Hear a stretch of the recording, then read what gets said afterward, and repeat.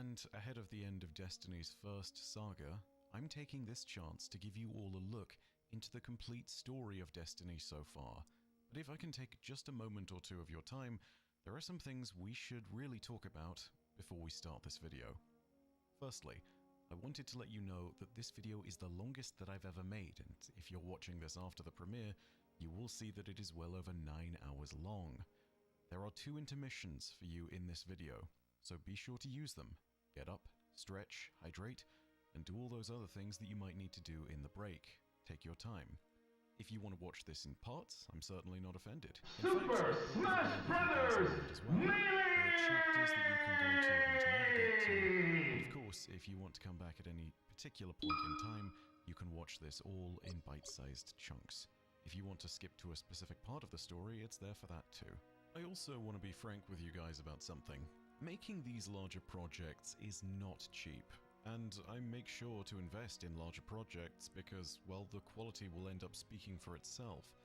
It's not an insurmountable barrier, but it does mean that every big project is a very big decision to make. Oftentimes, it's a very scary decision to make because of the risk involved. And that's why we went looking for a sponsor who would help us cover the costs and justify the creation of this video. They gave me complete creative control over how to talk about them, so before we even mention who they are, I just want to shoot straight with you all and tell you that this video was actually possible thanks to their funding. So with that in mind, hopefully that makes you a lot more pleased to hear that this video was sponsored by Geology, who I'll go ahead and talk about for a bit. Geology's mission is to make great skincare easier. The important thing that they identify is that for most of us dudes, the whole process of skincare is way overcomplicated and pretty opaque. There's too many things to keep track of, and a lot of it varies according to each individual body and what you need as a person. It ends up being a wasteful thing, and it can be very expensive if you don't have the right assistance. Geology's answer is to be the helping hand and easiest for you, and each of the products that you get now has clear labeling telling you which of the products you should use first and how often you should use it. It's just really simple. I have been receiving their products as a result of being sponsored by them in the past, and I got some feedback from this, and I can tell you that I use their skincare, and I can tell you that I also use their shower gel. There's a lot of stuff I do, and all of it is just very good. I've been using it for months. It's really simple, and Geology's system just works. You can tell by the 10,000 5-star reviews that they have, and the over 30 prestigious awards that they have won. Getting better skincare isn't complicated with Geology. So use my code for an absolutely enormous 100% off your trial set, and 50% off of any add-ons on your first box. The only thing you need to pay for in your trial box is the shipping. So, thank you very much to Geology for sponsoring this video and making its creation possible. Whilst the sponsor was also very important, I definitely couldn't have made this video without the help of a few key people. First of all, let's talk about Aslar and Shrike. Aslar is the talented artist who created the art in the chapter cards and the awesome animated fly-throughs that help to really show the story locations as we move through the world of Destiny. I was so happy to work with him because much like me, he absolutely adores the games, and he's a huge fan of the small details, which you'll see in all of his work. Mission complete! And you can find a link to his Patreon and his socials down below in the description. If you want to commission him or buy his art, I know that he'd very much appreciate that too. You can find some of the art from this project being sold by Aslar right now if you check those links. Shrike, aka Martin, is the editor on this project, and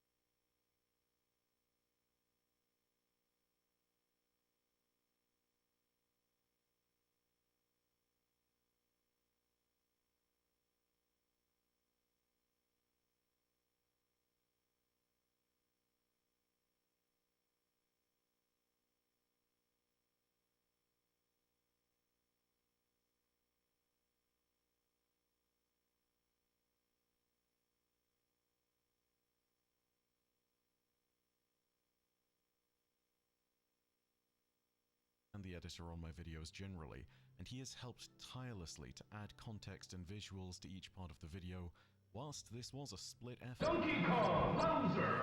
Donkey Kong Peach! So a huge thank you goes out to Martin as well. I also got in touch with a few other artists from some of my old projects. You see, there are some bits in Destiny's lore that just don't get portrayed in-game a lot. And so, we lifted some stuff from old projects with their permission. Ready? This includes Multiplex 818, aka Ben. Ben was kind enough to allow us to use the art that we had used for Dynasty, the complete story of Savathun and the Witch Queen and the Hive, and that was something which allowed us to fill in those relevant sections of the video. With that in mind, the Dynasty animation team, Reed, Drexus, and the Just, were also kind enough to allow those animations from Dynasty to be reused. Cubic Plays also gets a shout out here because, to this day, they have some of the best Vault of Blast B-roll ever taken, and I was allowed to use it thanks to them. Some supplemental footage was also taken from the Destiny Lore Vault, where my own archives were lacking. There's one. Their dedication to preserving Destiny's lore and story is utterly remarkable, and it's a great thing to have in a live service game where a lot of this stuff is going to cease to be, unless Bungie eventually restores it. If, like me, you're a big lore junkie, they are a fantastic resource. This project might also from time to time hear some fantastic music. Not all of it is the Destiny OST. That fantastic music that is not talented artists is the work of James Thistleton, who created the alternative rendition of Deepstone Lullaby that plays at the intro and outro, as well as the Shattered Saints soundtrack for Rourke's part in the story. All the respective links to anyone who contributed to the video in any manner are found down below in the description. Thanks to the last minute raid team who helped me to grab some of the missing footage I had from the Deepstone Crypt and from Rourke. You guys were all awesome, very patient, and you let us get critical parts of the video done. For that matter, if at any point during this video's creation you were responsible for supporting and helping me out on anything, thank you. My heart goes out to you as well. Lastly, to all of you viewers, 5, 4, 3, 2, 1. Normally, at the end of my videos, I tend to say that your viewership is This greater game than winners! Mission complete! I get that some people just want to turn up, watch the video, listen to the audio, and then call it a day. You're doing a lot of stuff, your life is hard as is, and you just want your entertainment without fuss. And I respect that, because yeah, life's rough. However, this is the one time I'm going to make an exception, and to ask you if you are one of those people who has appreciated my content quietly for years, to just go ahead and hit the like button. If you are one of the veterans to my channel, if you've just come from the updated video, or whether you're completely new to Destiny's story, regardless of who you are, that like greatly helps me. And I know, it's the same shtick you'll hear from every single YouTuber, but it does work, and I think that the amount of effort we've put into this Dr. video Mario! Dr. Mario! If there's a video worthy of your like today, I hope it is this one. But, Ready? that said, you have all been patiently waiting long enough. It's time I sat down and started to tell you all a tale. From the mysterious origins behind this is the complete story of Destiny, the Light and Dark saga.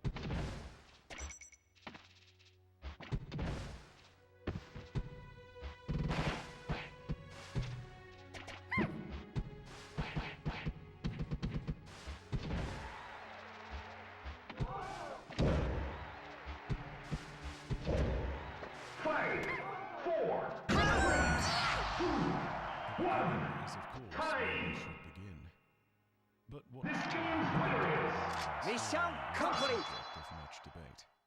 Legends and myths of old tell us of how there was a place before time and the universe, known as the Garden. Within this garden there stood a tree of silver wings and vast meadows of potential and metaphor. Within the grove there were two figures. First, there was a gardener, who during the long days would seed life in rapturous celebration. Throughout the garden, this life would grow and bloom into many wild forms, until at the fall of dusk, the winnower came, and with a scything blade cut away the chaff from the wheat. The gardener and the winnower are rumored to have existed in this cycle for untold eons, until the gardener grew dissatisfied with it, believing it to have grown repetitive and Donkey unremarkable. Kong, got you. Across this game of existence that the gardener and the winnower played, a single repetitive Ready? theme always Go! emerged. It was always the will of fate, a final shape that defined the form of victory. Ha! The gardener insisted that there should be a new rule that allowed for new complexity to also find success. The winnower disagreed, stating that unnecessary suffering would be born. From this disagreement, conflict brewed between the gardener and the winnower. Their conflict brought about the creation of the universe. The garden fell into ruin. The gardener and the winnower fought and brought down the tree of silver wings and left it stump to smoke in the meadows. If rumors are to be believed, this conflict also brought about the escape of primal patterns that survived and took root in our universe with an aim of survival at all costs. These were known as the Vex, and though you might know them by their names, they're actually the tiniest of molecular life, built into a connected consensus. Radiolarian structures, creating grand designs. And their conflict was told to us through some of our first interactions with the Black Fleet, the great pyramid vessels of our most ancient enemy.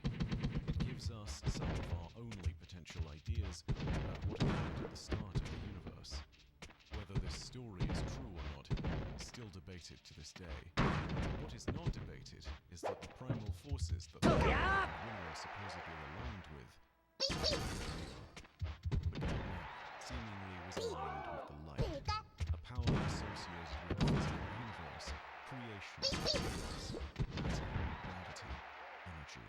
The winnower seems to be aligned with the darkness, which is associated 5, with control 4, and 3, control of the mind, 2, one's 1. brain, dreams, Time. and nightmares. This game's winner is Mission complete. To supersede the typical laws of the universe, bending and breaking those laws of physics and matter on the whims of those that use these powers of which is Melee! dark. Pichu! They sidestep Donkey themselves, Kong, Peach! and for these reasons, individuals who wield the light and dark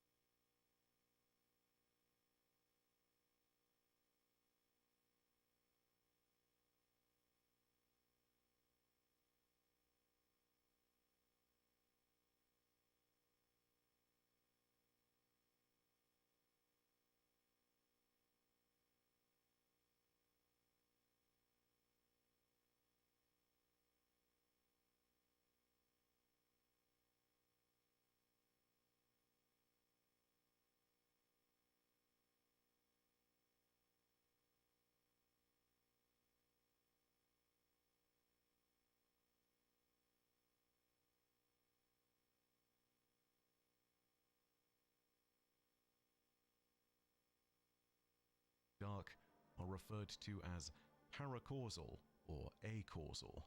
We may not know whether the light and dark truly originated with the mythical gardener and winnower, but we do know that these powers are found in the universe in a pair of ancient presences, incomprehensible things, entities of a sort. They are the Traveler, which is a source of the light, and the Veil, which is a source of the darkness. When these two great constructs were created is unclear, but our story truly begins with their discovery by an ancient and unnamed people long ago. For the purposes of our story, I shall simply call them the precursors to all that would follow.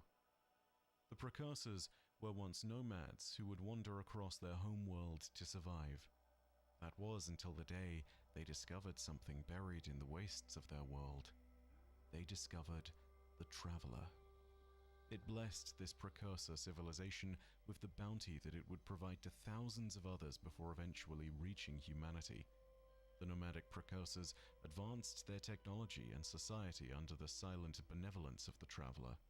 But whilst it doted on them with many gifts, its silence meant that the precursors were left with little in the way of guidance. They had been given abundance, but no meaning or direction. Their search for meaning defined their entire society. All of them were seeking to understand how to bring about a perfect universe. Many factions would search for this simple idea and how it might be accomplished. They called it the final shape. After much time, the scholars of the precursor people discovered that the Traveler had a connection to another great structure out in the deepest reaches of space. This was the Veil. They rushed to claim it after they were made aware of its existence, realizing that whilst the Traveler presented the powers of the light, the Veil presented the powers of something very different: darkness. To the precursor people, this discovery was meant to change everything for the better. They knew much about the light of the Traveler. They knew of the bounty it had. They also knew that the light bred chaos and destruction when untamed and unchecked. Through the Veil, they learned the power of darkness and saw its ability to control. Merging the two might create a degree of autonomy in the universe that had never before been conceived of. They aspired in that moment to control the chaos of the Traveler's light by strengthening its connection to them and merging the two. If only they had succeeded, they might at last have forged the final shape that they had conceived of so long ago. But when they attempted to forge this connection, the Traveler rejected the link and abandoned the precursor people.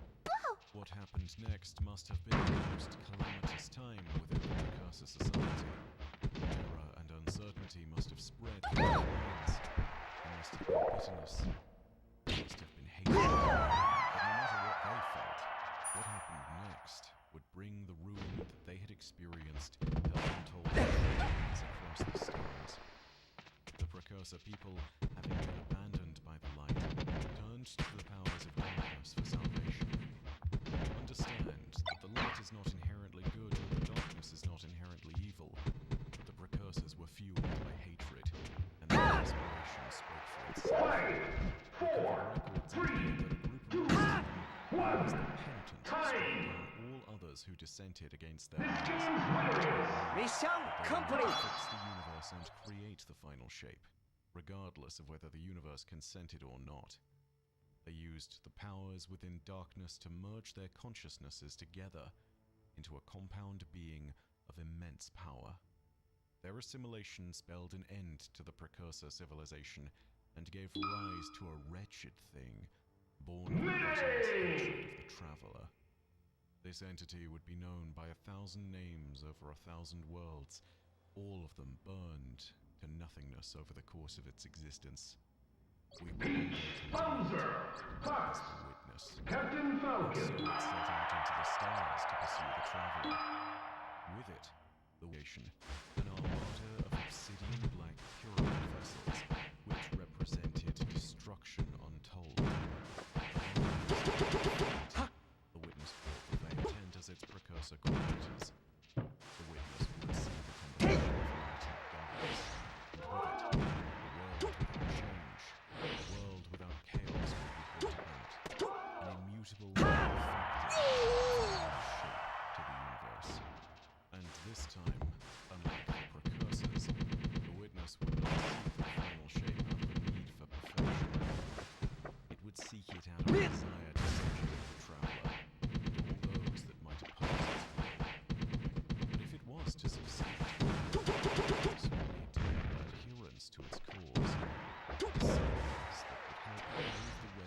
its purpose. That is what led to the rise of the first disciple. They would not call him a conqueror or a mere tyrant. It was worse. He would be known as the subjugator.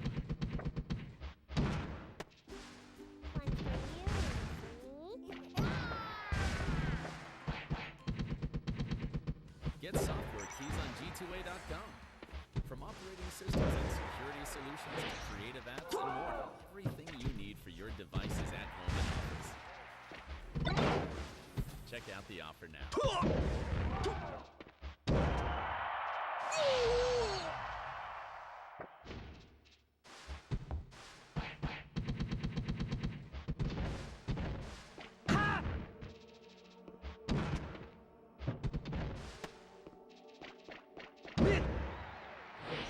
Five, four, three, two, one. Time. This game's winner is... Mission complete. After the Traveler had left the Precursor people to their fate, it enacted a pattern that it would follow for eons to come. Move onward and find another civilization to uplift.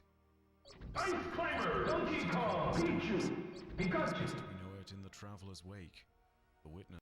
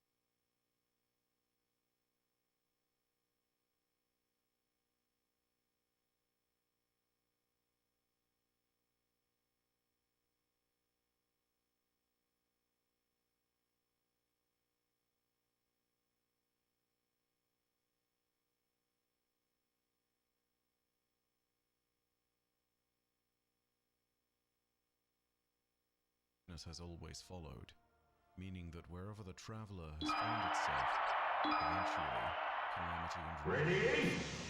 Go! Over the course of its journey, the Traveler would arrive at a world almost a binary star called Lubrae. It had blessed the Lubraean people with the bounty of the light, and they would also grow and rise in much the same way as the Precursor civilization. Lubraean civilization would be split in two tremendous action. There were those who wanted to leave the Traveler, forming a harsh regime that would rule the planet. This regime would send out its scouts and traditional tribal peoples and suppressed them. Those that lived free of this regime had to contend with the two harsh sides of Lubrae and with the terrifying formula that called the planet home. By the time the Traveler had left the Lubraeans, the division in their society had become a wound that would never heal. A scar upon their people that governed their entire way of life. The regime, all of the tribes. Savagery ruled this world. A savagery that would be its undoing. It was into this world, and these savage peoples, that Rulk was born. Though he was originally born into the tribal nomadic society, Rulk's parents had come from the regime's city. As Rulk grew up, he saw how the regime's ancient killers, known as stalkers, hunted those from the tribal peoples and seemingly spared none in their quest for blood.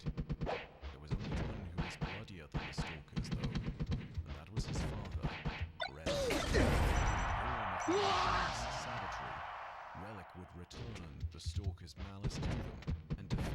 his newfound people by bathing in his own blood and viscera as he tortured them. Relic's family did not approve of such Five, savagery. 4, 3, 2, 1.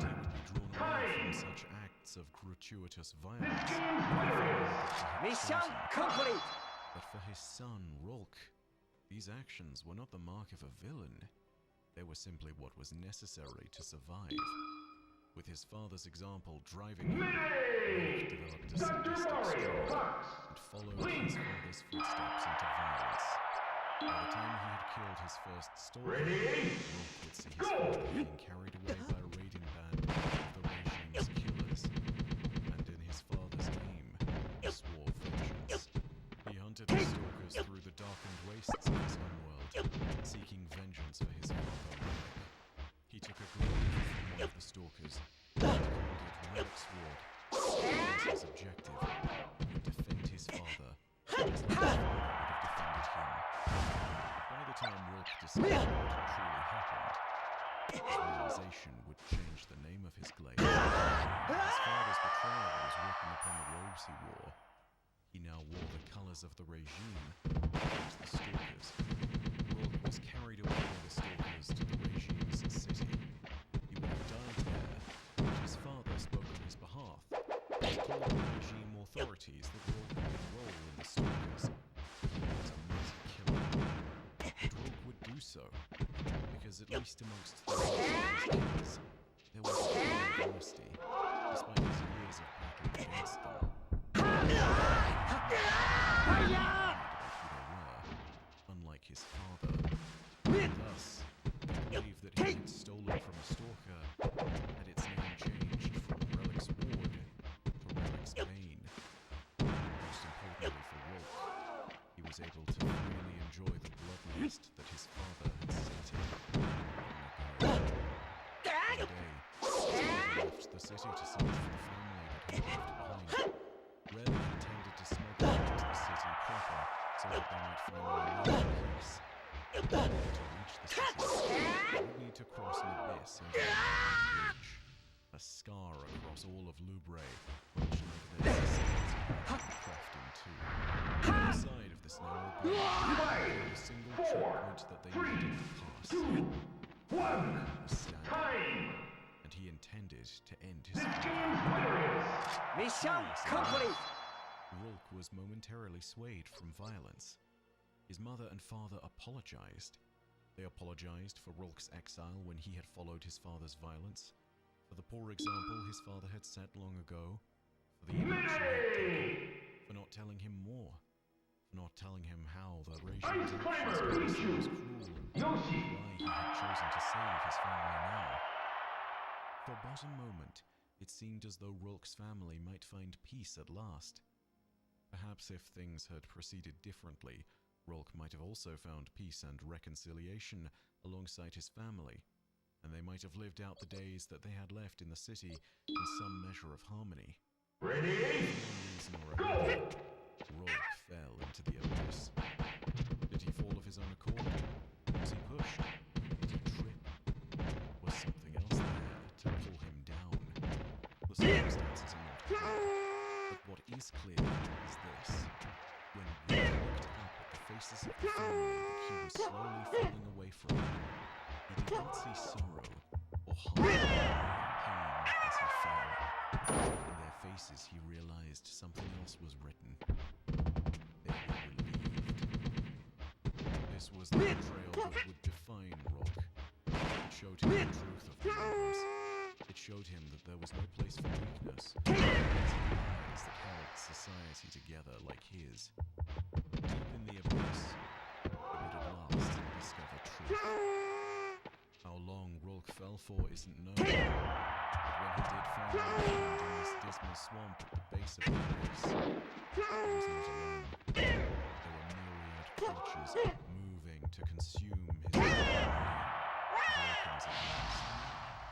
But it was here as well that Rolk beheld something else. For the first time, he laid eyes upon the witness. It saw Rolk for what he was, a flame of hatred, ready to bring ruin to those lives above. The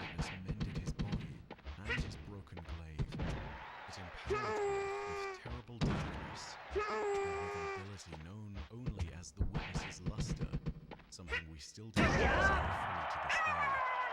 When Wilk asked what he was meant to do, the only word the Witness uttered was ruin. You've got real. Never supermarket. 5, 4, 3, time. The job done. This game's winner is... Mission And complete. what was granted to him in vengeance, Wilk climbed the endless ravine of the abyss, clawing his way up out of darkness until he beheld the Ice surface Climber, once Yoshi, Yoshi, confused Zelda. sun had fallen into the pit, but what had crawled out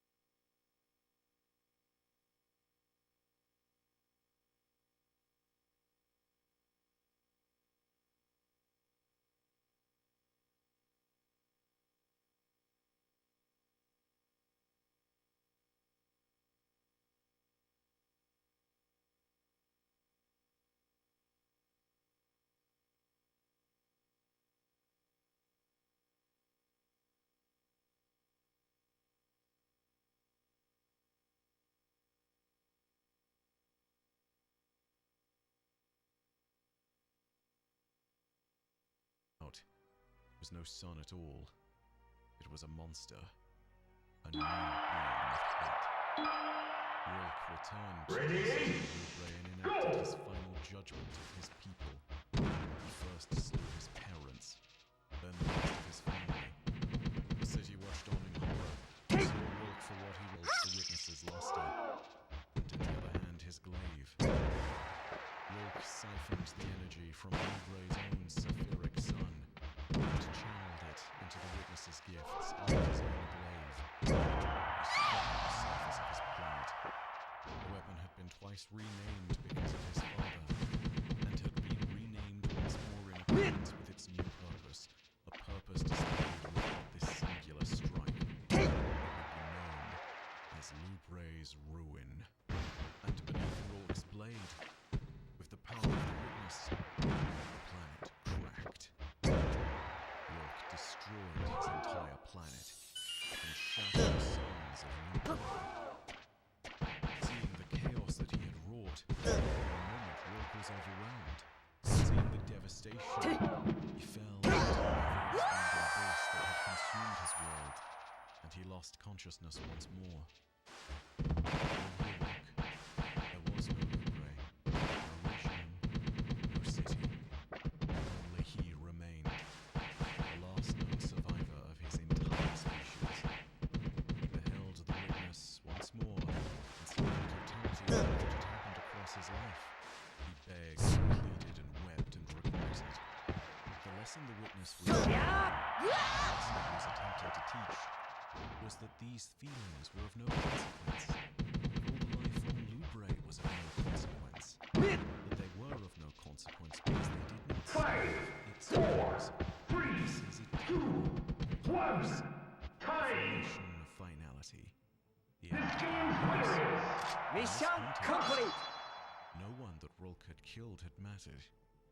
Only Rourke mattered. Rourke had long believed that his civilization was but lies, and so the lies of his civilization melted away.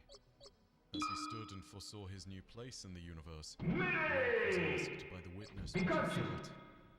And to this, as he took his glaive in one hand and the witness's luster in the other, Rourke said relief. It was here that he became the first disciple of the witness, the first of its messengers of doom, who would faithfully destroy its foes. Not all would serve for the same reasons, but all would serve. Not as kings, not as gods, but as disciples, prophets, saviors serving existence. Whilst the many disciples of the witness would conduct many terrible campaigns of war and terror, Rourke would be the first, and by most accounts the most powerful, and from his actions would spawn a legacy of bloodshed that would make the stars themselves, whose heights would be found upon a distant gaseous and ancient place with a roiling ocean beneath a depth of cloud, known as Fundament.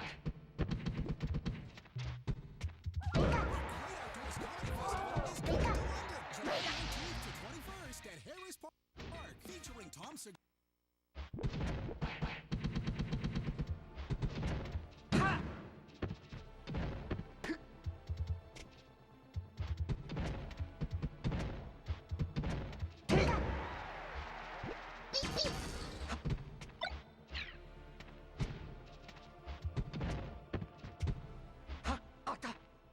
With his newfound purpose, Rourke would slaughter countless civilizations in the name of the witness, in the name of its great purpose.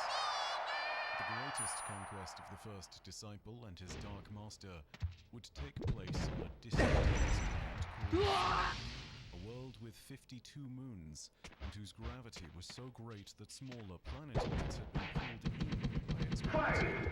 5, 4, Surface, 2, collapsing into its 1. oceans and becoming Time. great continents on its surface.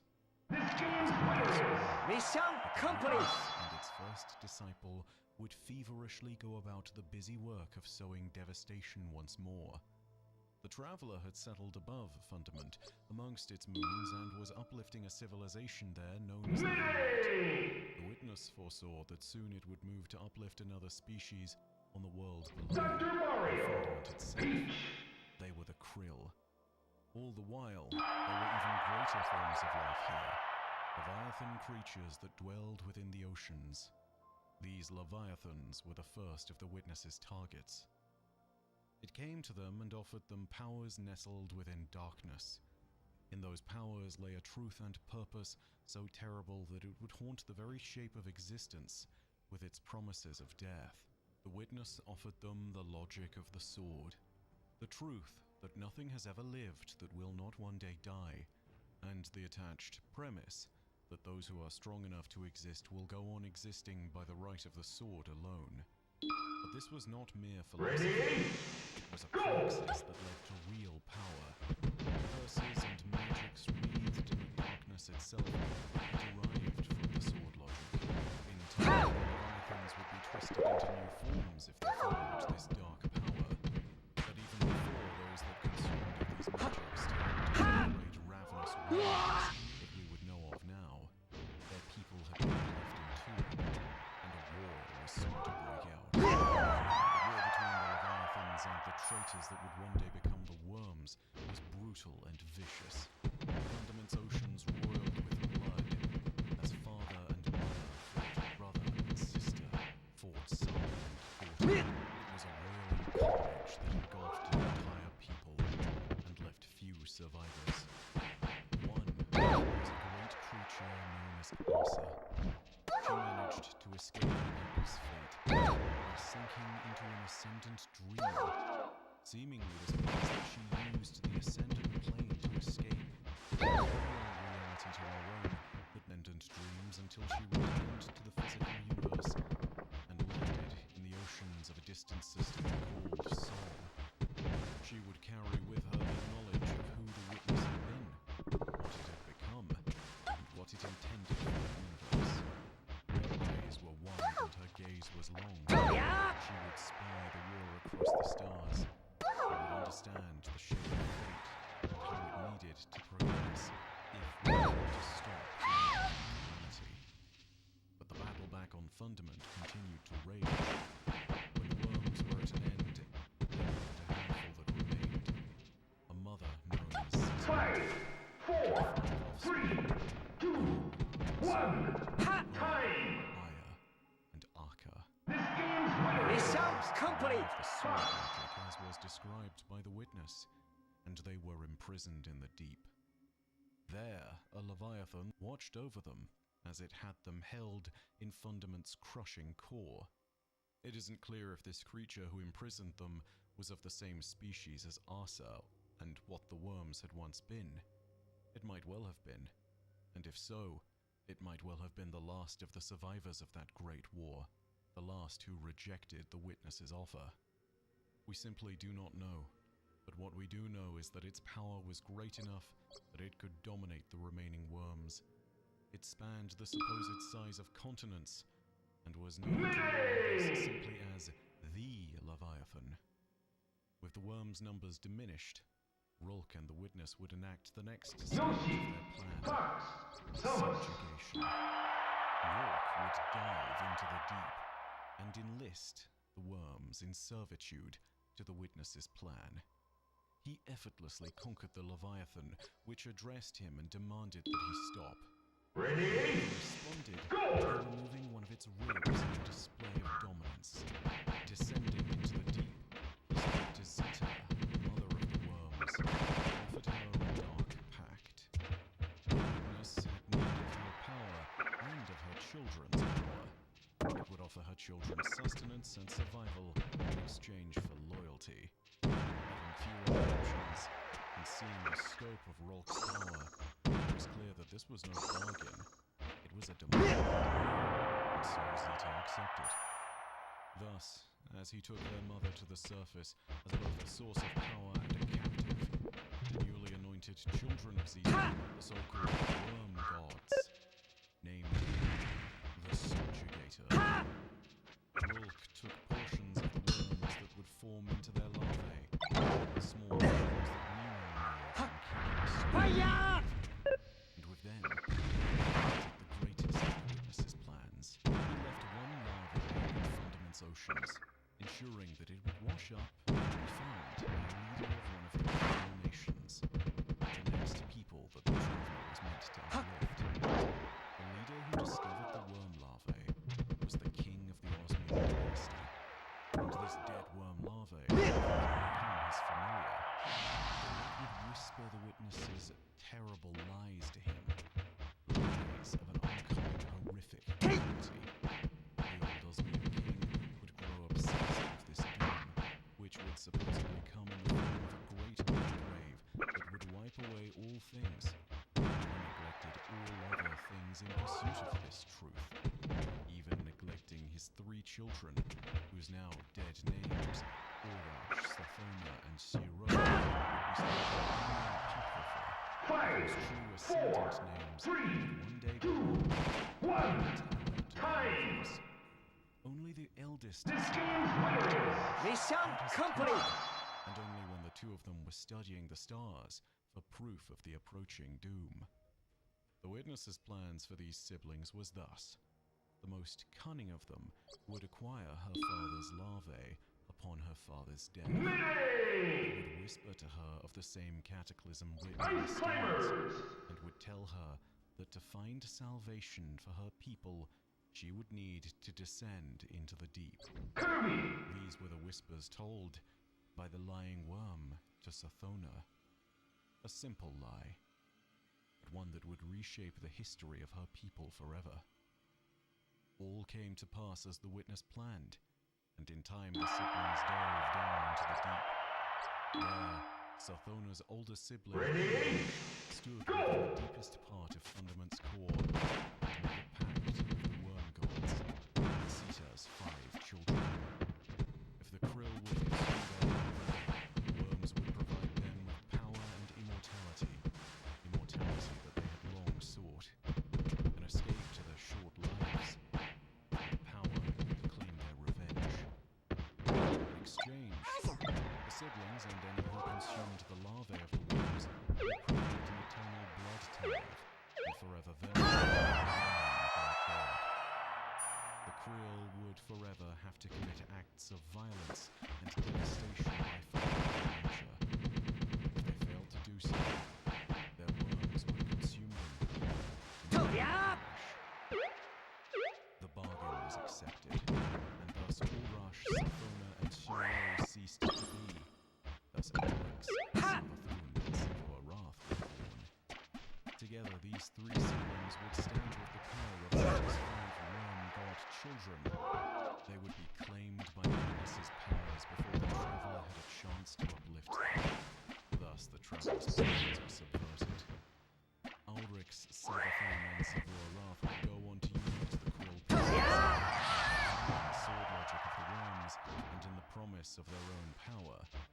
After cleansing the surface of Fundament, they would go on to scour its moons, destroying the Leviathan, all in the name of their newfound gods. Yeah. Change came upon them as a people, and they would no longer be known as the Krill, as their new purpose of being the great winnowing blade was made clear. They would become known forevermore as the Hive. These would be some of the most fanatical servants of the sword Five, magic, four, spread out 3, across the universe, 2, and with their 1, blades, the witness would time! see yet more worlds burn in pursuit of the This truth. game's winner is... Mission complete. Witness to be their true master. The Hive would serve their purposes nonetheless. Tools, puppets created by Rulk.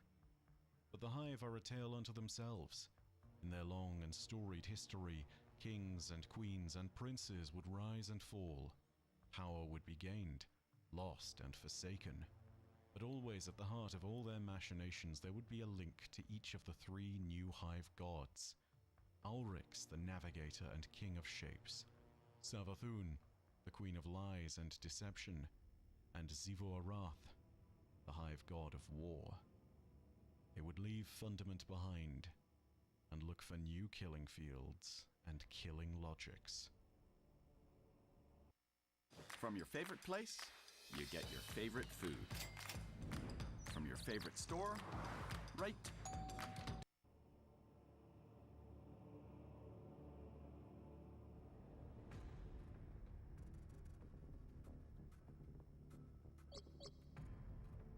The tale of the Hive is one filled with lies, built upon a lie told long ago by the witness to Sathona, Mayday! Savathun, the Witch Queen. Dr. Mario! Not Mario! a single perspective to judge the millions of years worth of Hive history by. Ready? Ulrix, Go! who would one day become Ulrix, the Taken King. He recorded his version of events of the Hive's history, and we have seen it in a series of calcified fragments. We would one day know the knowledge contained in these fragments by different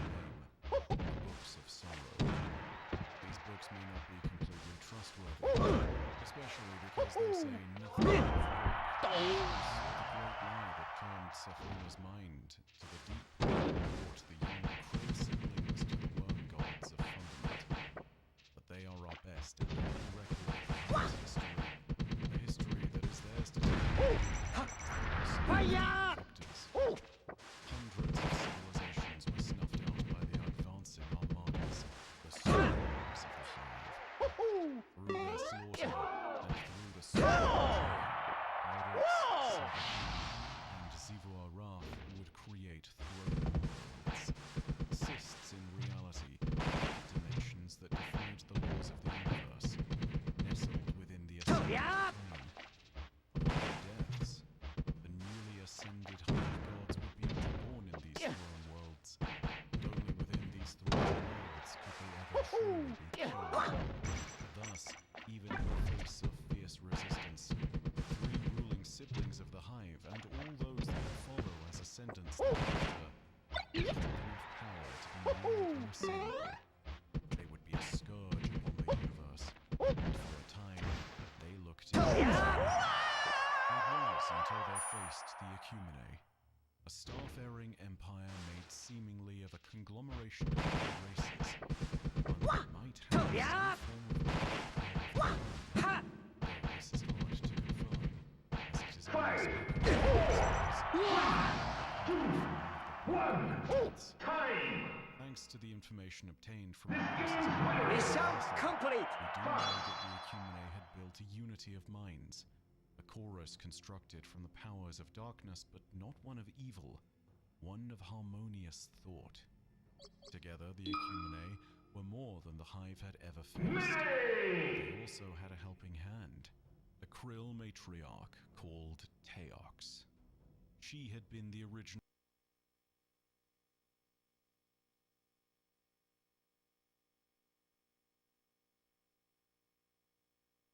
traitor who schemed to depose their father, the old Osmium king. She had been unable to kill Captain those three Falcon. siblings, and when they had been reborn into the Hive gods, she would flee the surface of Fundament towards the Ammonite, Ready? towards deep space. She would find her way out into the reaches of the void and would be picked up by the Agape Hives of Enslavement. Mid! To break it, the Ecumene did. Their great hands pushed the Hive Yeah. time after time, and they targeted and overkilled Oryx, Savathun, and Zivua wherever they appeared on the battlefield. In time, they might have been successful, to wipe one of Oryx's useful tools from the surface of the universe. But this success would prove unfortunate at best. Convening within Alrix's throne world, the Hive gods discussed how to defeat the Ecumene. This discussion led to a simple conclusion. One should wield the power of others. Thus, Alrix killed Zivua Wrath and Savathun, claiming their power by the logic of the sword. He used this power to confront one of his own gods, Akka, the Worm of Secrets, whom he killed in the name of knowledge. With this, Alrix learned of the secret of communion with what he termed to be the Deep. It is presumed that this led to the first meeting between Alrix and Olympus. Although in truth, there is there is a difference discernible to those that read the books of sorrow, an inconsistency between the approach of the witness and the approach of whatever beings spoke to Alrix and Alrix. What is known is that Alrix emerged empowered. He had a command of powers beyond the comprehension of the Ecumene. Fight! Alrix was no more. 3, 2, He had returned as 1. Oryx, Time! Taken King. And he had learned Mission complete! through portals into another place, where his enemies would be hollowed out by malicious forces, and could be returned to the battlefield as thralls under Oryx's command. These were the first Taken, and though Oryx would be called the Taken King, there would be many who would come to wield them in time. The Witness, Rulk, Savathun, Zivua Wrath, Seemingly the only requirement to wield the Taken was a strong enough will to impose upon them. For the Taken are but husks, free of meaning and purpose until one is indwelled within them by a greater force. And thus, Oryx commanded them. He would unleash the Taken upon the Ecumene, and his campaign would conjure back his siblings by embodying their different penchants. Where he was one of slaughter and war, he would summon back Xivu Arath, and in the Ecumene's last moments, where he tricked them into a fool's gambit, he would embody his sister Savathun. Thus, all three hive gods were returned, and with newfound powers, Oryx would go on to conquer more worlds, and would raise 4 wicked offspring.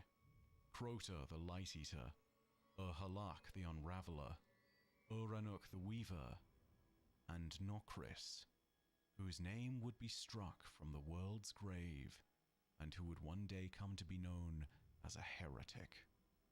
Through his children, Oryx would extend his own power, as all his children would tithe destruction to him. But they would be storied villains unto themselves. Uranuk and Halak were the fabled creators of the Oversoul and the Death Song, destructive tools within the Hive's arsenal that are still in use to this day. It was Oryx's sons, though, that would be the most storied, Pichu, Link! as one might define as productive. Nokris, who was weak of body but strong of mind, sought out hidden apocrypha that might Ready? forgotten power. This led him to the Worm Gods, and in particular, Sol, who was weaker than his siblings, and sought an alliance for the sake of his own survival. Sol promised Nokris a power that was forbidden to the Hive, in exchange for loyalty, servitude, and his very heart. The power that Sol gifted Nokris was necromancy. One must understand, though death necromancy is a power that is beyond offensive to them. Death to the Hive is a sacred thing, indicative of one's place within the universe, of one's standing before the final shape. Life is for the living, for the strong. Death is the fate of all those that are not strong enough to continue existing. To return a being to life after its true and final death was seen as a great heresy. This was not the same as the Savathun and Xivu bounties of trickery and war that Oryx had conjured.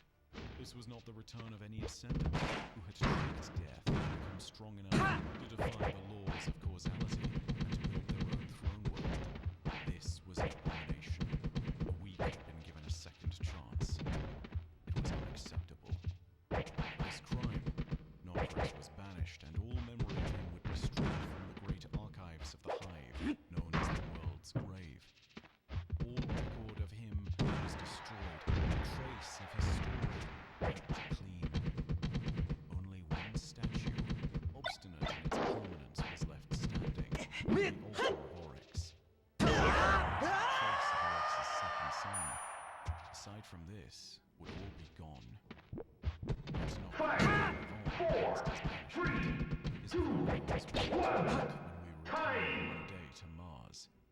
But This game's winner is Mission complete! Oryx's first Sunday, there would still be many chronicles.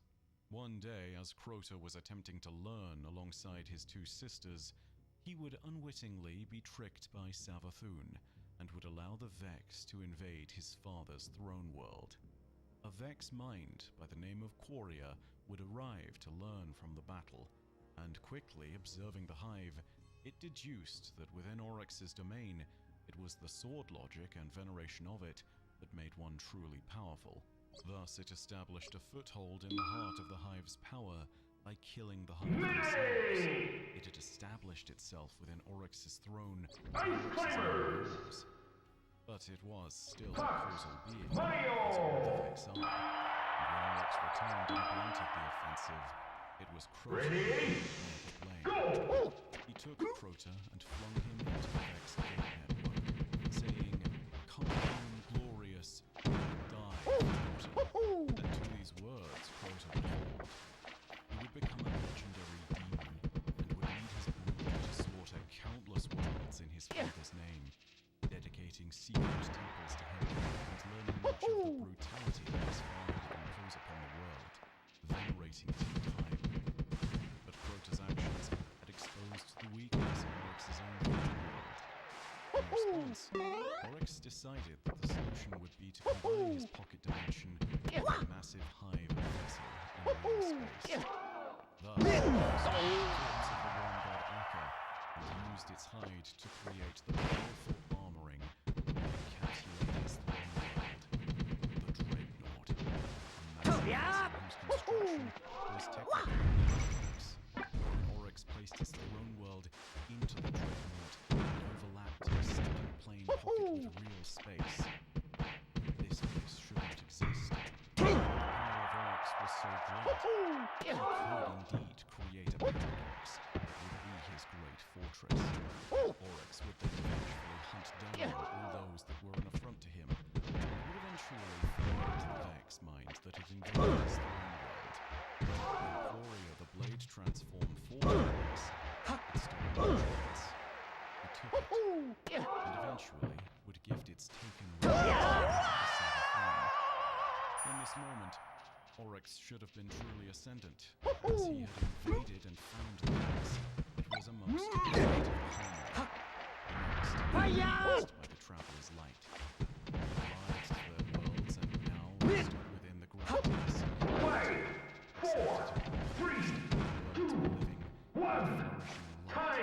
The Hive had found these worlds. Mission complete. The Hive had become so powerful, Oryx in particular, that he could constrain the growth of all other things in the universe, including Savathun and Zivur Arath. And so, the three divided.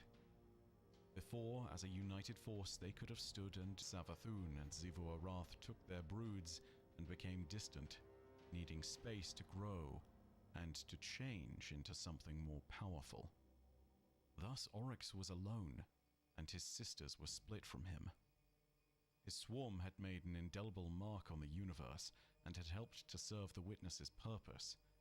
They had pursued the Traveler and had destroyed those that stood in the Witness's path, but now Oryx was alone. Now all the Hive gods were alone. In this, they had shown their one possible weakness. But to the Witness itself, this was of little concern. The Hive were nothing but tools, after all, and they knew little of the true nature of the Witness devised it. But they would soon serve a purpose in fulfilling its completion. It was in this way that the Hive and the Taken King would descend upon a distant world belonging to an alien people, a peaceful planet of artisans, weavers, dancers, and technologically inclined priests. It was here that they found the Elixni and their homeworld of Reese, and like a great storm, they would ravage this place, and the Traveler would once again be forced to flee.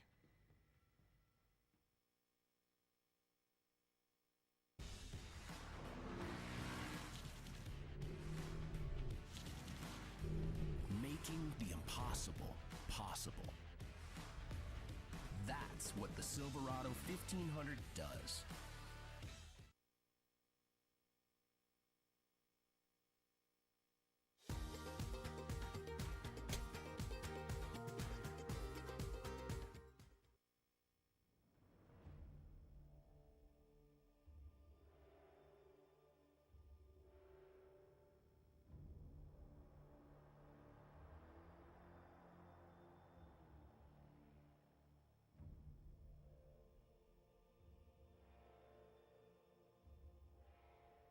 The Hive's rampage across the universe would bring them into contact with many peoples and many worlds. Their swarms were vast, and as Oryx, Savathun, and Zivur Arath had all split, they had now covered Ready? the ground. Oryx's brood remained the most powerful now, and their people would find another world seeded by the Traveler. These were the people of Reese, the Elixni, though humanity would one day come to know them first as the Fallen. Sources from the Elixni's own histories indicate that they held a small number of colonies throughout several celestial bodies. At the heart of their civilization, the jewel of their small empire that spanned a few stars, was still set upon their home planet of Reese. They were a hardy but adaptable people.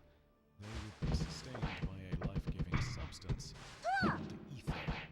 The exact chemical makeup of this compound is unfamiliar and unclear, but it can be created by a servitor from almost any remnant matter, meaning that the Elixni would be able to live in almost any place so long as they had a servitor. However, in the skies of their homeworld Reese, this life-giving compound was everywhere. It filled the very air, and turned their sky a delicate shade of pink. Allowing to grow to their true natural sizes. They would be between 7 and 10 feet tall. They had 6 legs, 4 arms instead of just 2. They were dexterous, and they were nimble. They could also stand tall with intent and philosophy, back before calamity arrived at their shores. The Elixni were in many ways a truly utopian people, one of the best examples of what the Traveler could do in the right circumstances. Their society was communal in nature, and its people were organized into noble houses, known best not for their nationalities, but for their disciplines. For example, those that would one day be known as the House of Rules were known as 5, 4, 3, 2, great artisans who 1. would craft beautiful Time. garments worn by all their people. This game's winner is Mission While complete. it exalted their civilization like the thousands it had uplifted before, the Elixni developed, entering a rapturous age of peace and expansion. Beneath Reese's pink sky, the Elixni grew to exalt the traveler. Peach, and Bowser, uplift Yoshi. They came to call it the Great Machine, and their Ready? study of divine construction would lead to the rise of the so-called Splicers. Whilst we would know them better as biohackers and body engineers, the principal concern of Splicers was in fact the study of machinery itself. The Elixni believed that within all machines there was a spark of divine potential, and believed that within that divine spark, life itself could also be seen in some different, somewhat more intangible form. Eventually, the Elixni would see this belief morph into a worship of machinery itself, with them acting with great reverence to machines that they would construct later in their society, machines that they would need to keep them alive. Thus, in many noble houses, the Elixni were doomed to suffer the same fate as all those blessed by the Traveler, for its bounty was fueled by bitterness, and the black fleece in the service of the Witness would soon arrive. The exact details of the fall of the Elixni Empire, and in particular the fall of Reese, are not well known. Actually, their own destruction, the event is known to the Elixni by another name, the Whirlwind. When ruin came to their system, they were crushed beneath the advancing hordes of the Witness's minions. Chief amongst these invaders would be the Hive. Reese's swarm had arrived. His forces took with them the same doom that they had brought to 1,000 worlds prior. To them, Reese was but another set of unbelievers to be delivered onto the jaws of death in the name of the Super Logic. Houses mustered in a defense of their home world, believing that in spite of all the darkness, Elixni legends tell of the moment where the 5, defense of the world 4, was lost, 3, when one of the great leaders that charges Time. the Kell of the House of Stone stood This before game's them winner is and cried, Mission "Where complete. is the Great Machine?" For it was in this moment that the course of history repeated itself once more, and the Traveler began to flee Mayday! Reese, Kirby. away from the forces of the Witness. In that moment, seeing that it had abandoned their people and that Reese was lost, many would lose hope, many would be scarred forever, many would remember. For scribes like Varix, it would represent the greatest tragedy that his people had ever seen. For warriors like Aramis, it represented a betrayal so bitter and so evil that it would create hatred lasting for thousands of years. But for Kirby, one amongst Pikachu. their number, it created a moment of determination that defined an entire people. Ready? Seeing that the Go! Traveler, the great machine, had abandoned their people,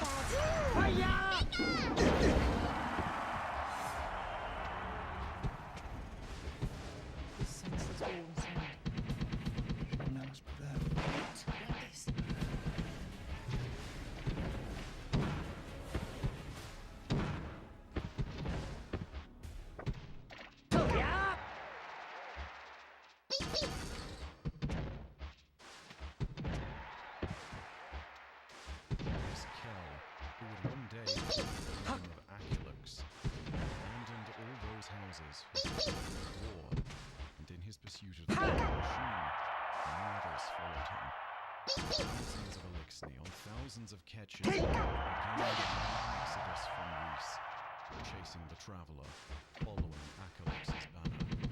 An exodus that would come to be known as the Long Drift. Some houses gathered in groups of catches, some followed the trail of the great machine alone. But no matter what, it would be a time of terrible hardship. Having left their homeworld behind, the Elixni had little of the life-giving substance known as ether to consume. They needed to construct new machines to create ether synthetically, and so the servitors were created.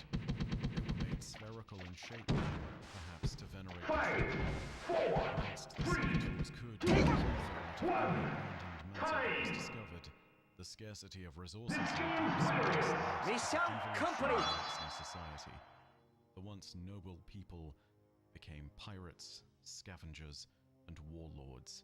Barbaric practices became commonplace. There was not enough ether to go around. Those few that could get enough were the leaders of the houses, because they were strong. They claimed the position of Kells, and those amongst them of religious inclinations would commune with the servitors, and thus the triad of power within each house was born: the Kells, the Archons, and the servitors. A new hierarchy had been born from the broken remains of the old. Where before the Elixni had grown tall, now the Kells would become monstrous in size as they consumed more than their fair share of ether to remain stronger still. With their utterly monstrous strength, there was less chance of them being challenged by rivals. For most, Ready? ration would be the way of their life. Those without sufficient ether remained small, stunted, and weak. Worst of all, though, punishments doled out by those who ruled became harsh to the point of being almost unspeakable. It is likely that on the Long Drift, the barbaric practice of severing the Elixni's lower arms became a commonplace punishment for failure. This was known as docking, and many who were docked were turned into dragons, or witches, the lowest possible rung of Elixni society. Thus it was that the Elixni would pursue the traveler, and become less of a people than their history would allow them to remember. Once noble banners of their houses would be cannibalized into symbols of dominance and declarations of territory. They would no longer be the utopian people that had grown up beneath the great machine. The damage to their societal fabric was so great that it would permeate through generations. They were born Elixni, but they would mostly be born in a time where few of them would remember the whirlwind or Reese. They had no home to call their own. It would be nothing more than a passing legend, a dream. It came to the point that when humanity named them fallen as a common slur in reference to their status as a people abandoned by the traveler, many amongst the Elixni did not completely reject the notion. They were lost. Fire! A tragic tale. A double story of vessels, cultures, and long-lived memories that, should the universe be so harsh, could have been snuffed out in an instance. They would continue onwards, and would follow the trail of the traveler to the next system that it had blessed.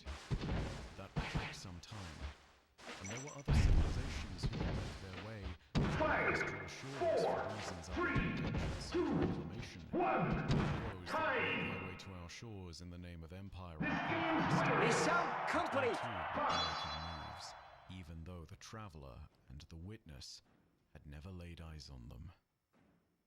Listen, paying $14.99 a month for a streaming app and $9.99 a month for a music app and $12.99 for a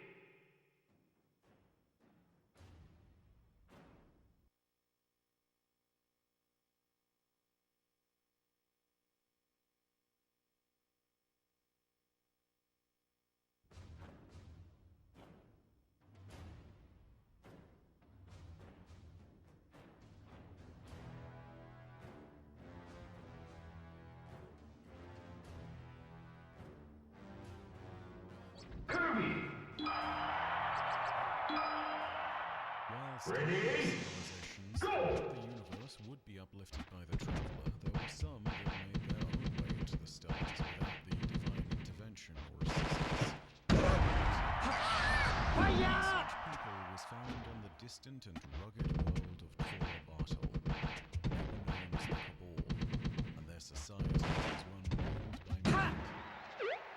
earliest years, mighty warlords would roam their world, claiming the right to territory by conquest and combat. Even in the days when they would break out into the stars, the Cabal's great warlords would still challenge each other for supremacy and the rights of their old ways. It is perhaps then unsurprising that one of the greatest legends of the Cabal is one that concerns their first emperor, a mythical figure called Acreus. The Cabal once saw the sun and desired it for themselves, so they climbed a great mountain to claim it. But before they could reach the sun to claim it, a great beast stood in their way.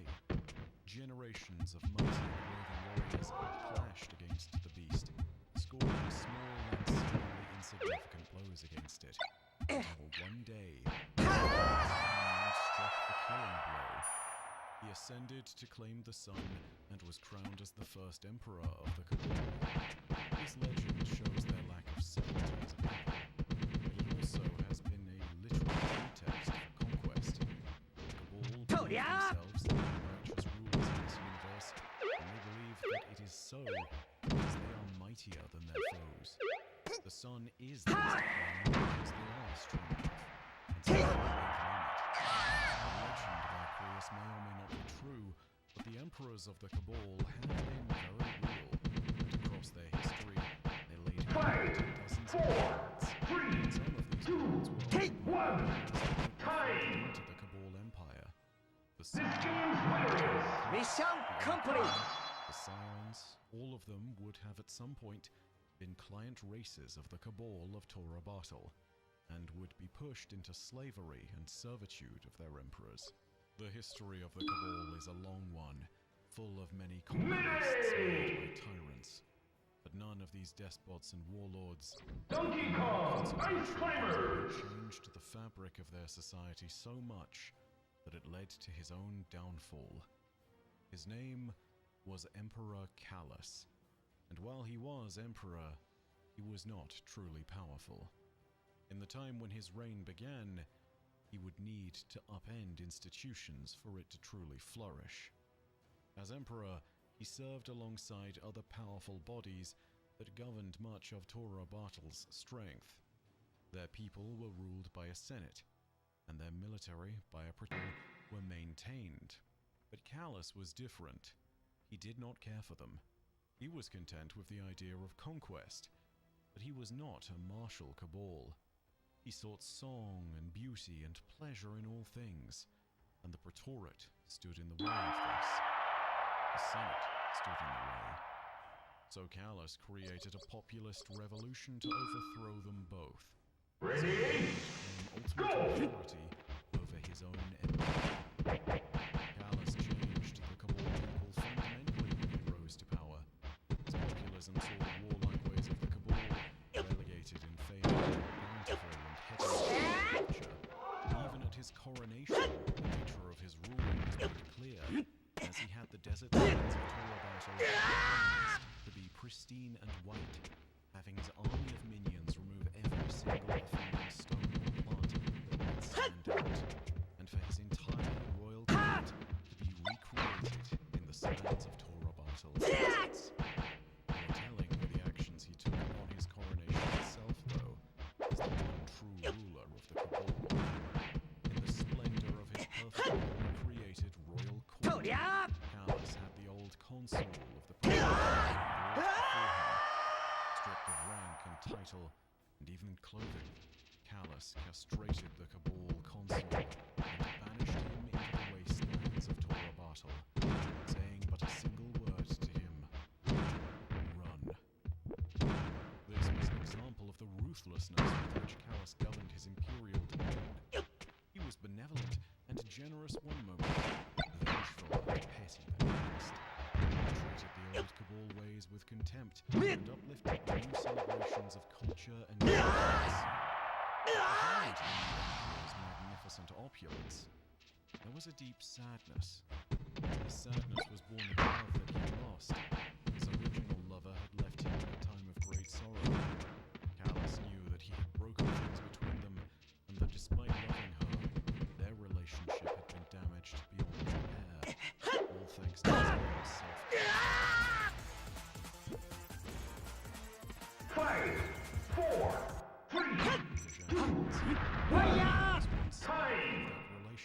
that still remained. This game's winner is Mission complete. Together, they had created an heir to the Cabal Empire. Her name would be Keitel. As she grew in his new Cabal Empire, she perhaps did not first comprehend the changes to her people's proud ways. She did not originally hate her father, though it would not take long for her to have good reason to do so. One day, her father doted on her as he had done before. He had given her some of the most revered gifts that a Cabal could receive, but today he had surpassed even himself. He gifted his daughter a war beast. These war beasts in Cabal culture are the most extreme example of what it's like for a human being to own and lovingly care for a dog. They are venerated beyond exception and are some of the most prized companion animals that a Cabal can have. Keitel named her war beast Milos, and loved it dearly beyond anything else in the world. Callus saw Keitel's love for the war beast, and in his inconceivable cruelty and jealousy, he grew jealous of Milos.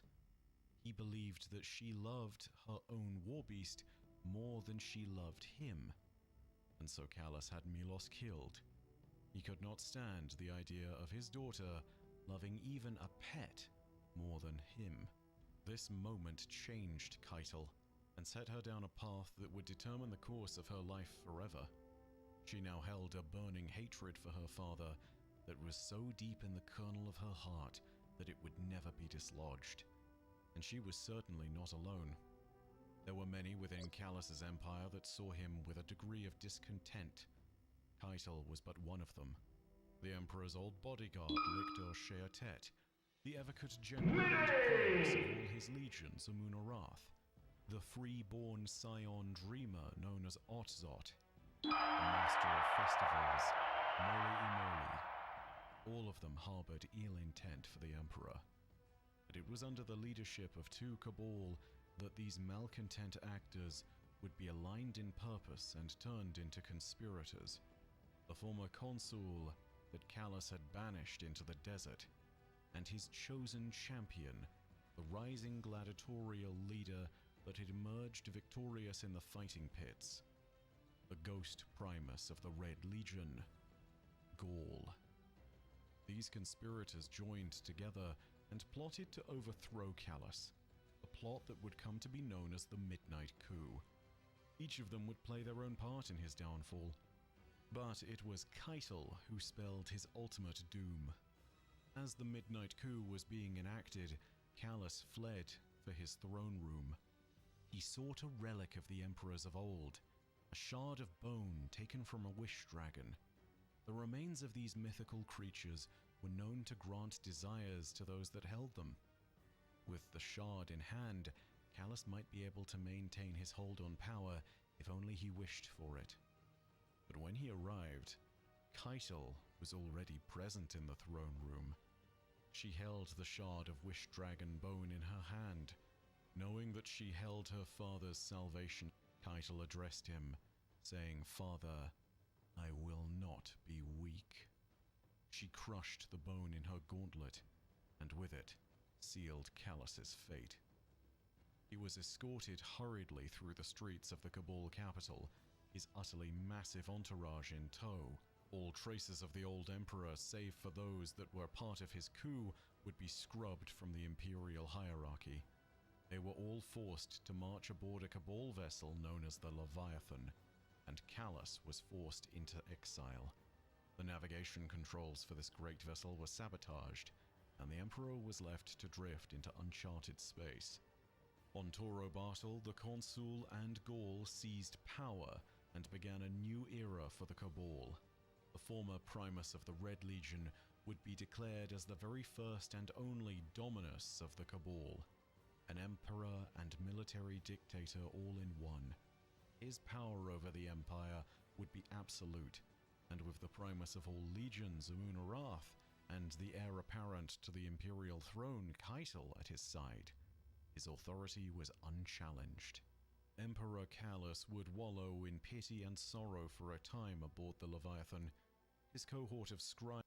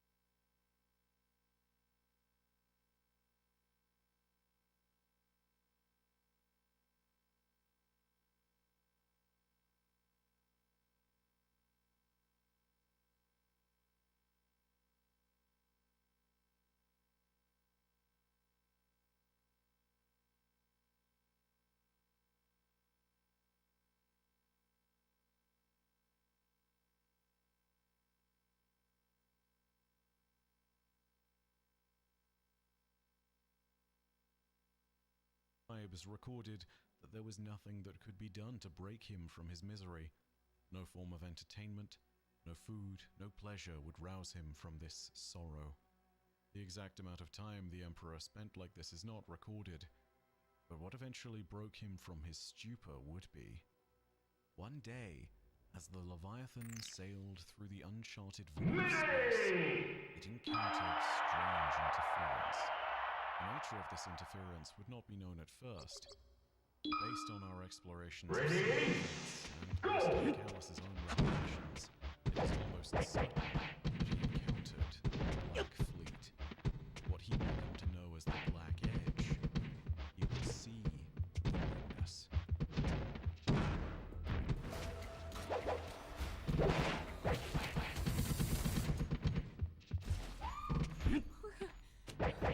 The pocket of astral disruption that they found themselves in caused massive quakes throughout the Leviathan. He was putting on an environmental suit to see what had befallen the vessel from its own hull.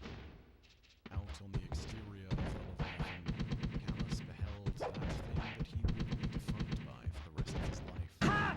He would see the witness. And it told Callus that there was to be an end to all things. The universe would end by its glorious design, and he was to be its herald.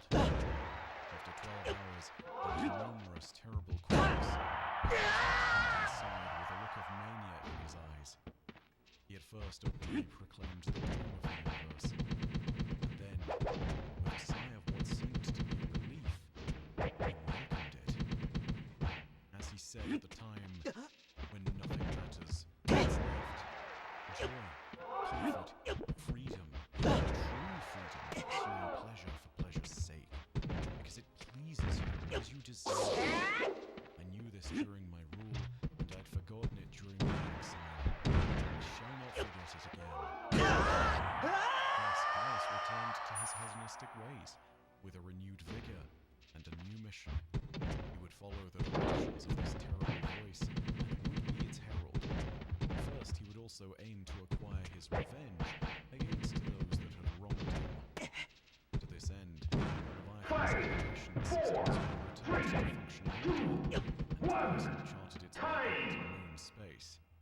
Callus would start Mission some of his complete. deadliest servants in the task of seeking revenge, his shadows. Across the many worlds that had been conquered by the Emperor of the Cabal, he had found individuals of incredible martial skill.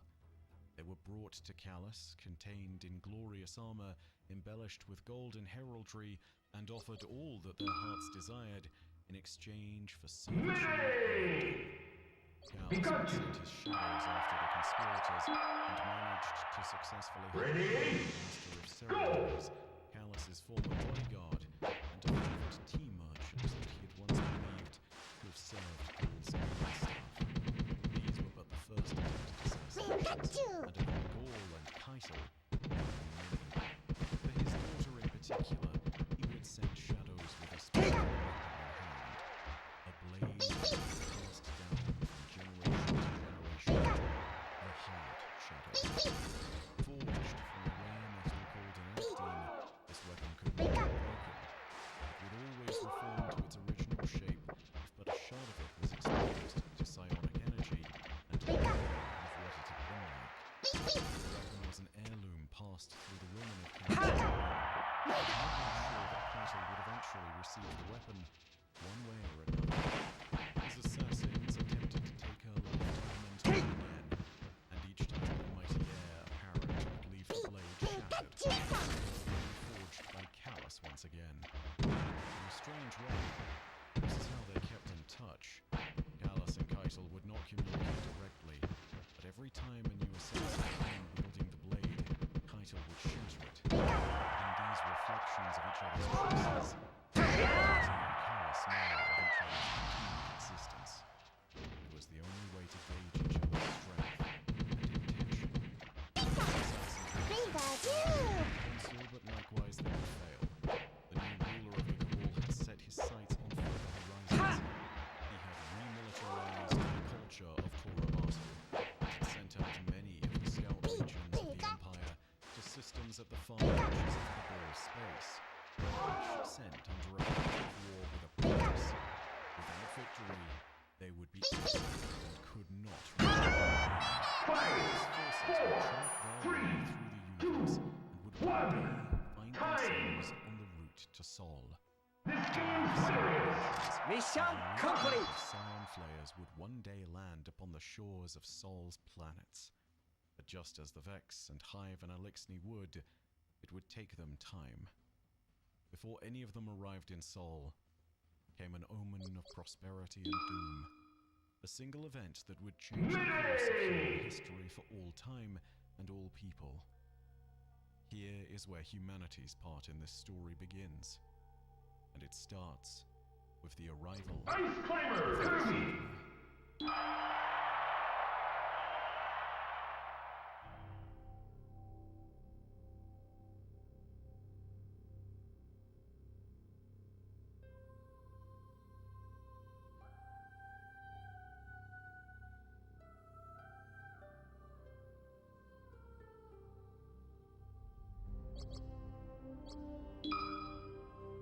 Ready?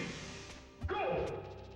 At last, our tale turns to humanity, who at the time were a primitive civilization, but even by the standards of most, accomplished a few marvels in our time. The creation of human culture and language, the splitting of the atom, the journey of a few brave souls into space. As it was in the early 2010s that the world held its breath as a signal was detected from our closest planetary neighbor of twins. Something remarkable was happening. The world was changing. Perhaps most shockingly of all, it did not seem to be a natural phenomenon. The events taking place on Mars defied scientific explanation. Hastily, the three greatest powers on Earth at the time assembled a joint task force. The United States of America, Russian Federation, and People's Republic of China joined forces to send an astronaut as cosmonaut to Mars to investigate. The mission would be known originally as Project Catamaran. It would be remembered in history as Mars 1. And so it was that on a fateful day in the year of 2014, the explorers became the first humans to step out onto the surface of another planet. They were unsure of what they might find when they arrived, and whilst all hoped for a peaceful encounter, they had been armed in case of a hostile event. Stream every game of the Stanley Cup playoffs on Sportsnet Plus. Subscribe today. Running a business can be incredibly satisfying. Issues tend to pop up, like the Across mountainous terrain and through uncharacteristic Martian winds, they trekked toward the signal's source. 5, 4, Anticipation 3, broadened with their every 2, step. 1. As they crested the Time. ridge, they saw it. This Source of game's the signal winner. Mission was complete. disturbances. Together they beheld the entity that would change the fate of humanity forever. The Traveler. Beneath its radiant splendor, they bore witness to the first Martian rains in human history and saw life return to the Red Planet. But this was not simply the greatest discovery in all of human history. It was the start of a time of great prosperity for all the people of Earth, just like it had been for so many civilizations before. This time would be known to us as the Golden Age. Like the thousands that had come before us, the Traveler gifted Ready? humanity with the light's bounty of creation. Changes to humanity were apparent almost immediately. The nations of Earth and all its peoples entered a time of utopian peace and prosperity, with the bounty of the Traveler effectively doing away with all forms of war and hardships. The lifespan of the average human tripled. We grow frail in our old age. Those at the age of 90 were considered relatively young and highly capable. It is recorded that back in the days of the Golden Age, there were humans born with a remarkable gift. They were able to hear the voice of the Traveler through involuntary dreams and sudden premonitions. They were known as the Dreamers, and would one day come to be known as the Speakers, and their words were observed with reverence and respect. Into the system of Sol, and established marvelous colonies, an endeavor made easier by the traveler, which had begun to terraform our worlds into habitable planets. Mercury became the garden world and the breadbasket of the system. Venus turned into a lush planet of jungles and rivers. Titan was an unbreathable atmosphere alongside its oceans of methane. Humanity expanded out to all these places and more as they changed the worlds around us, from hellscapes to havens. Great cities rose from these formerly inhospitable places. Marvels of the origins of Titan to the spires of the city of Freehold. Humanity took root and flourished in Sol. The institutions grew to take power, the most renowned of them being the thriving new technology firms and research groups that had set up throughout the system. There was the Ishtar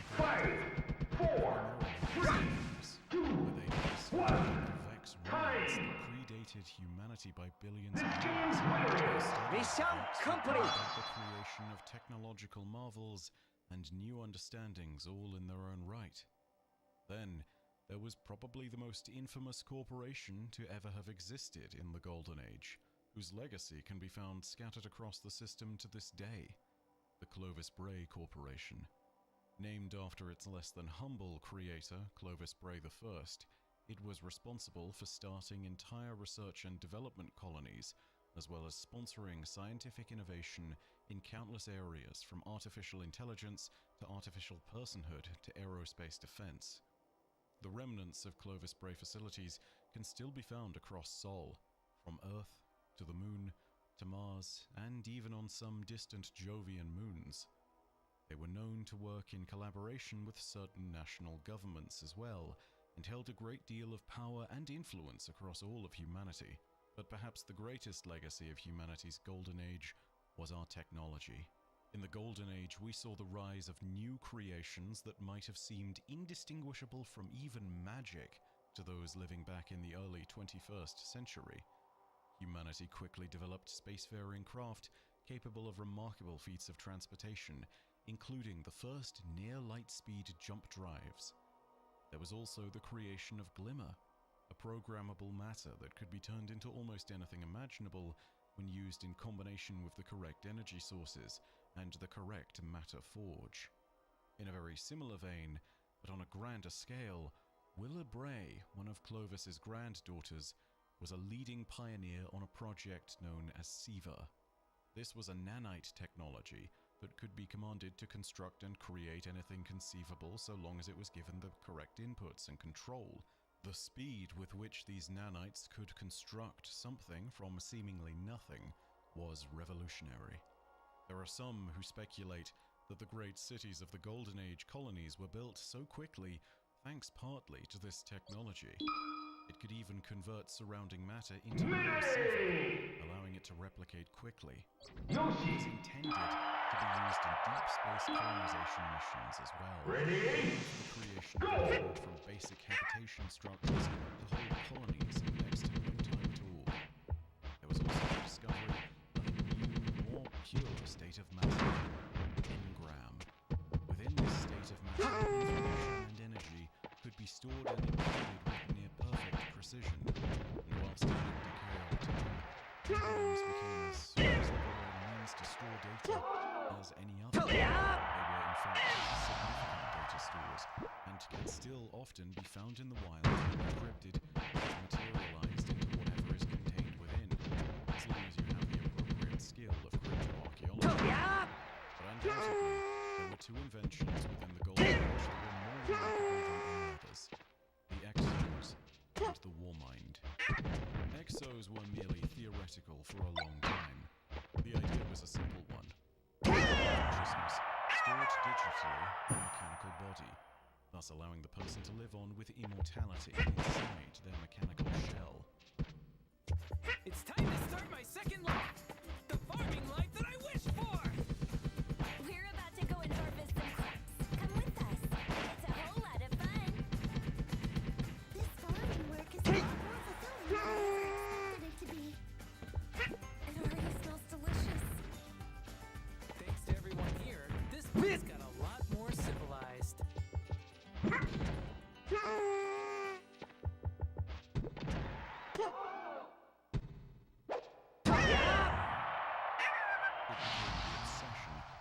Clovis Bray I, who desired immortality and believed that he would be able to guide humanity into a second age of man, where they would surpass even the Traveler. Exomines had been created before in the Golden Age by others, Five, but they four, revealing three, fundamental flaws one, and such a spark of time. the human mind dim and go out. This into game's time. winner is Mission The complete. first hint to the secret of true exos was discovered on the moon. A project under the watchful eye of Clovis's grandson, Alton Bray, had uncovered something terrible but powerful. The so-called K1 project had uncovered an artifact buried on the moon. It was known as the Anomaly and had inexplicable properties, but chief amongst them was a series of hallucinations and nightmares Bowser, suffered by Thomas. the crew. Clovis visited the site, and whilst others experienced hallucinations, he heard something entirely different. A voice that guided him Ready? to the distant moon of Europa, promising in his dreams that he would discover the secret to his ascension, his entire purpose and reason for creating clarity control. A statue, a tall, veiled figure, the moon's icy crust. This would be the first of many statues of the Darkness that he would find. Always veiled, always black as obsidian, and always brimming with dark power. Thanks to the visions he had received, he also divined the way to construct a Vex gun. The combination of these two factors was key to the Exos creation. Vex radiolarian fluid, or mind fluid, exposed to the influence of the veiled statue, was the key to the creation of a stable exo mind fluid. At a site that would be known as the Deepstone Crypt, a mass of exos would emerge and begin to trickle down into human society at large. Fire! Know that the K1 artifact and clarity control were fueled by darkness, and that Clovis might have believed into the grander designs of agents beyond his comprehension. The Warmind was the other invention of Clovis Bray that might have defined the Golden Age. But whilst his granddaughter Elsie Bray would have been close to the Exo Project, it was Anna Bray who was close to this one. The Warmind was a creation that would eventually supersede Clovis Bray himself, but it would be inaccurate to call the Warmind simply an AI. The Warmind was a superintelligence, refined over years and given an unfathomable amount of processing power. It was a superintelligence capable of functioning without any administrative or defensive activities. Its original template had been derived from the Alien Mission, where it was a smaller AI that had simply Mission complete. now be given a new name under Clovis Bray and his granddaughter Anastasia Bray. It would bear the name Rasputin. Rasputin's systems were so vast that he would sometimes split himself into different sub-minds in order to partition different tasks into different working groups. In the Age of the Guardians, this even gave rise to the theory that there were many great war minds, of which Rasputin was the greatest. Charlemagne, Malahiyati, Martel, all of these ancient names that were once thought to be great virtual defenders working in parallel under Primes inter pares were in fact just parts of the singular warmind Rasputin.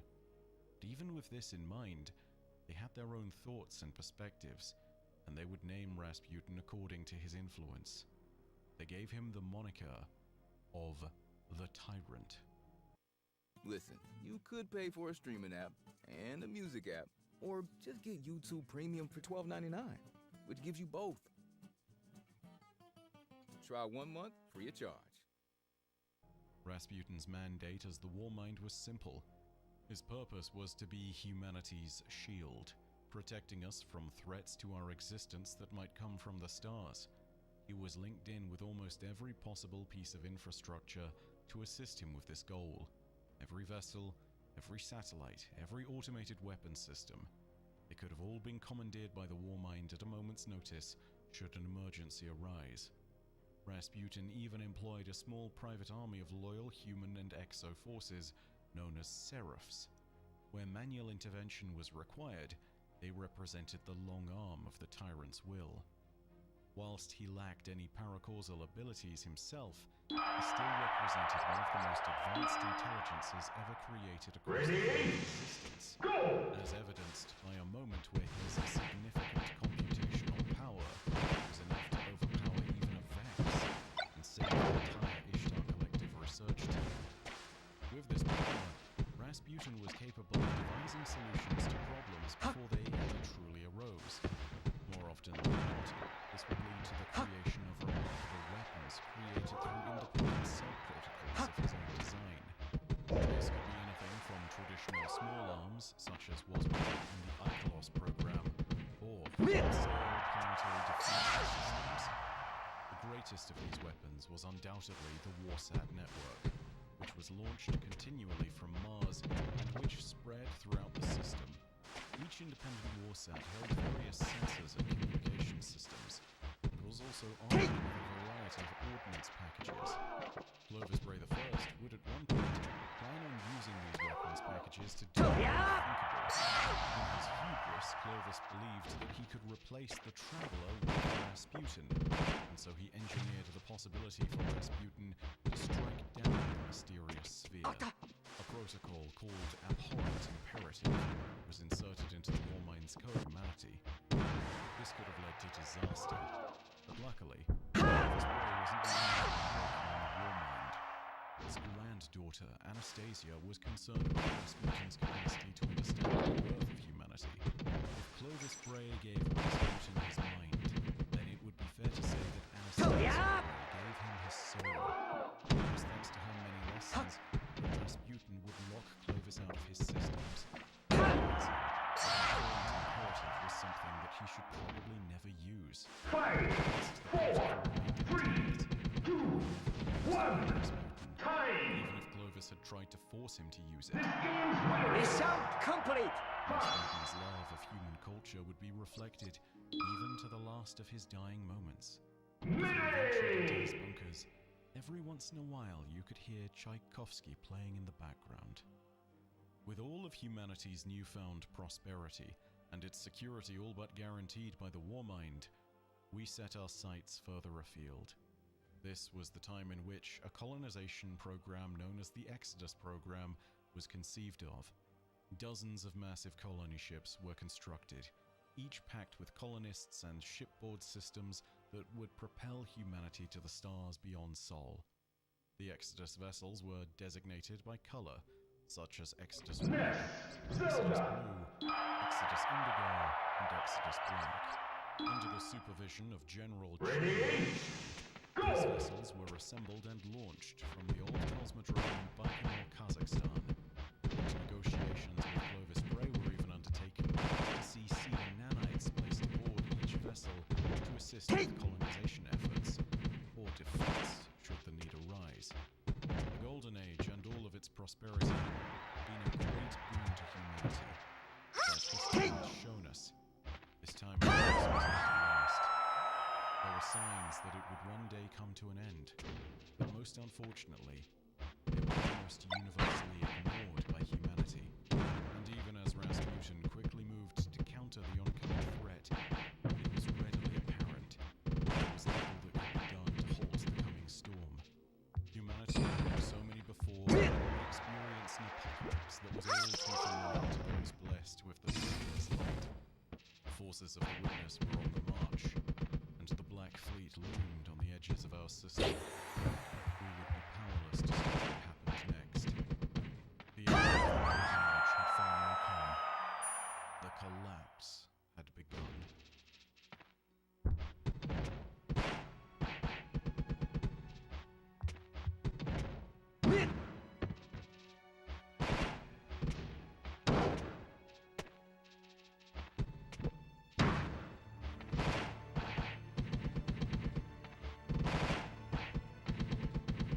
Though humanity had a few moments in which there were warning signs hinting towards the nature of the collapse, and even some direct warnings themselves, many times they were tragically ignored, pushed to the side due to hubris, or simply a lack of believing that the Golden Age could ever end. After all, top This game's winner is Mission time the whole complete. system would be plunged into terrible darkness, like so many others. The Great Outdoors Comedy Festival is coming to London, July 19th to 21st at Harris Park, featuring Tom Segura. Some people suck. Bill Burr. Though the collapse might have happened quickly, it was not a single moment in time that turned the marvels of our golden age from splendor to ash.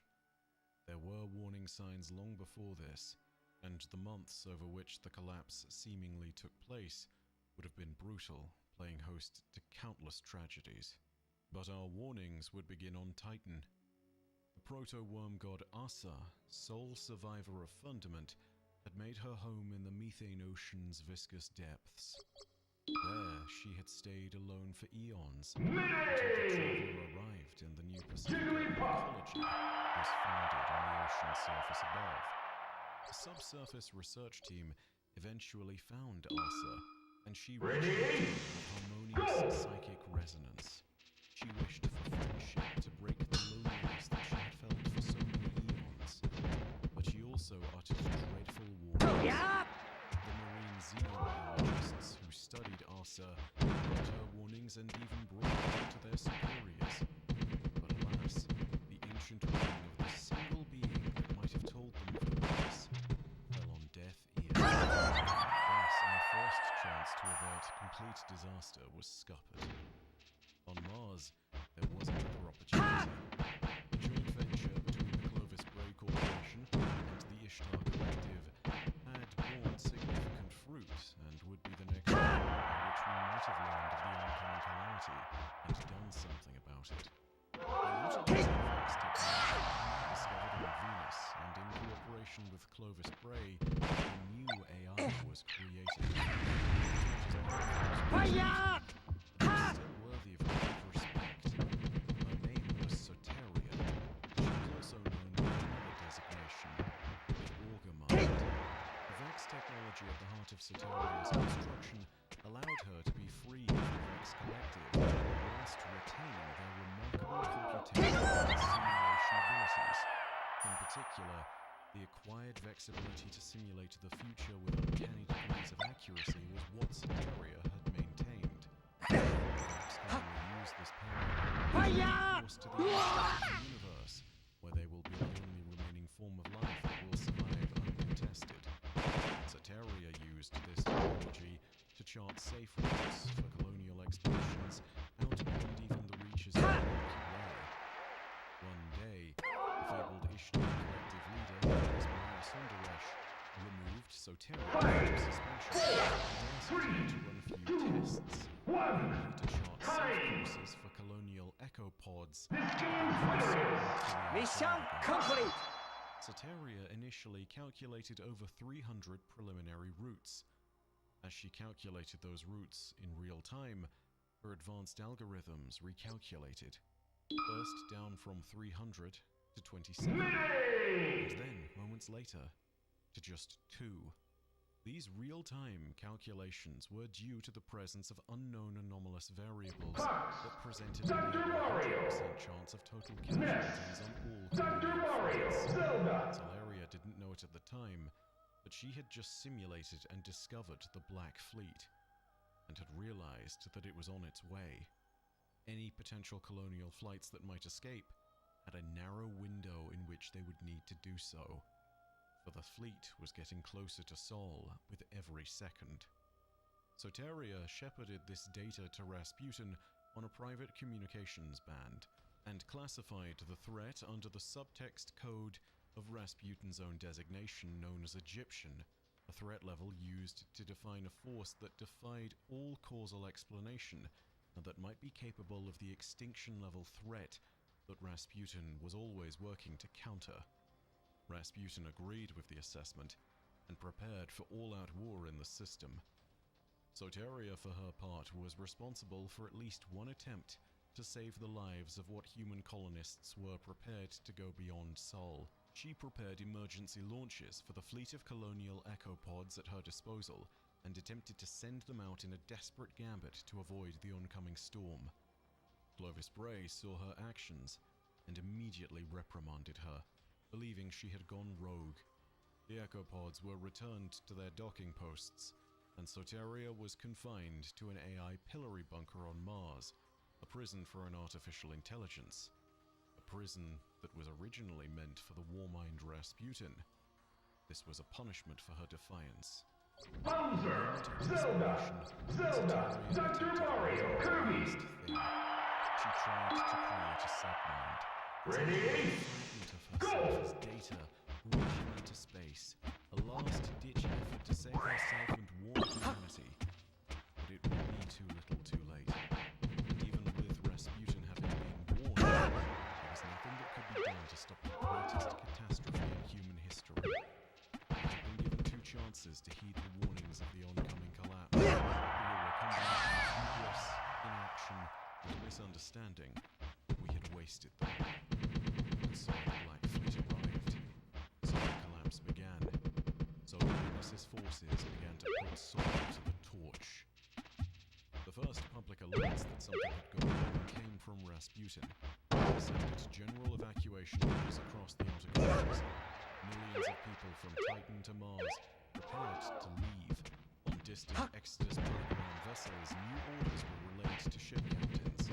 They were talking about to and use their defensive systems as orbital artillery within sight. These were briefly questioned, but most would follow them. Not all, though. Even if they had already followed them, it was not going to be enough. The next sign came to be the most distressing of them all. The Traveler, which had only partially conducted the terraforming of Jupiter's volcanic moon of Io, was on the move once more. This was not unheard of. The Traveler would routinely move from planetoid to planetoid, terraforming them for humanity to colonize. But this time, its work was incomplete. It wasn't heading for a new patch of ground to transform. It was heading directly for Earth. The reason for this retreat was unknown to humanity at the time, but it was likely the same reason for the Traveler's retreat time and time again. Forces of darkness had arrived. 5, 4, 3, 2, Black Fleet had 1. arrived. Time! His forces were here. This game's winner Mission complete! Tide of death, in some ways quite literally. Whilst those in the many colony ships that reached the outer system were wiped out almost universally by gravitational weapons from the Black Fleet, nowhere was there a more dramatic end than on Titan, where the Black Fleet artificially altered the moon's gravity to create a 150-foot-high wave, a super tsunami that spread out across the oceans of Titan and shattered the arcologies beneath a torrent of methane. The Warmind fought back against the Witness's fleet, but even with all its power, there was nothing it could do. The vessels of the Black Fleet had technology and paracausal power beyond anything the Warmind could have prepared for, including fields that teleported weapons away into a separate pocket of dimension just before they could impact the vessel. Any rounds fired at a pyramid ship, even to this day, experienced this same phenomenon. The Warmind struggled and buckled against the Black Fleet, and it was seemingly left with little choice. In a moment of desperation, realizing there was only one way it could survive, Rasputin did the unthinkable. Rasputin shrugged off his duties, disconnecting himself from his planetary network and splitting himself into dozens of disparate fragments in hundreds of installations. In an act that he would live to regret more than any other on any day, Rasputin abandoned humanity to their fate and chose to live to fight in the future. Searching for the best Canadian cannabis, weed, reefer, Mary Jane? Look no further. In this moment, as the forces of the Witness gathered, other Ready?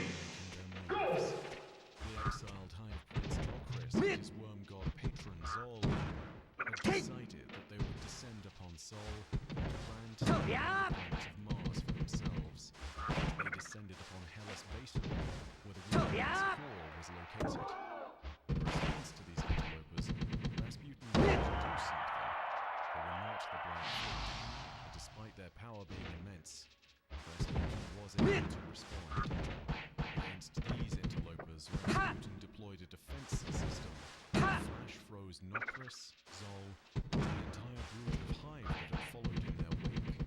Such action would not only have the effect of creating an artificial ice cap on Mars, but it also suspended the Warmind, Worm God, and Hive Prince in stasis. None of them would be able to do what he desired, and only when the ice caps again began to thaw hundreds of years later would this new threat re-emerge once more.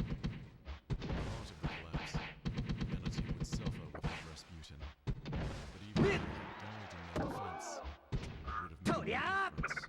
Humanity would die by untold billions. The forces of Chaos were unleashed upon the blades of Sol.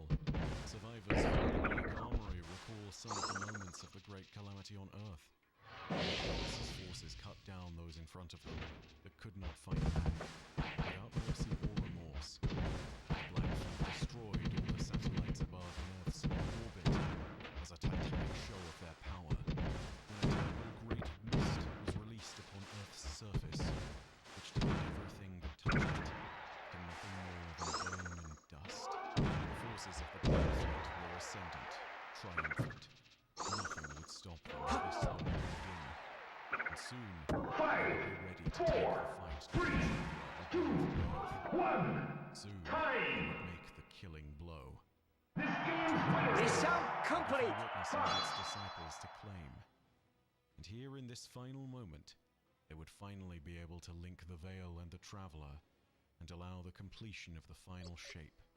And one of the vessels of the Black Fleet, Valerius's disciples, had been selected for the great honor of leading the assault against Earth.